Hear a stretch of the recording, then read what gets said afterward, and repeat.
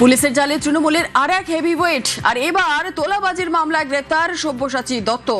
রাতেই বাড়ি থেকে গ্রেপ্তার বিধাননগরের পুর চেয়ারম্যান। আরো বিস্তারিত জানাবে অনুপ চক্রবর্তী, আমাদের সঙ্গে রয়েছে। অনুপ, পূর্ণ তোলাবাজির মামলায় ইতিমধ্যে তৃণমূল নেতা সব্যসাচী দত্ত তাকে গ্রেপ্তার করা হয়েছে এবং তার বিরুদ্ধে পুরনো অভিযোগ ছিল, যে অভিযোগের ভিত্তিতে বিধাননগর উত্তর থানার পুলিশ তাকে গ্রেপ্তার করেছে। রাজারহাটের একটি ফ্ল্যাট, সেই ফ্ল্যাটে রাতের বেলা তাকে আটক করা হয়। তারপর দীর্ঘ জিজ্ঞাসাবাদের পরই তাকে গ্রেপ্তার করার সিদ্ধান্ত নেওয়া হয়েছে। এবং সব্যসাচী দত্ত দাপুত্র তৃণমূল নেতা, তিনি কিন্তু পরপর দুবারের যেমন বিধায়ক ছিলেন, মেয়রের মতো পদ সামলেছেন, বর্তমানে বিধাননগর পৌর নিগমের তিনি চেয়ারম্যান পদে রয়েছেন এবং বারাসাত বিধানসভা কেন্দ্রে তৃণমূল প্রার্থী হয়েছিলেন।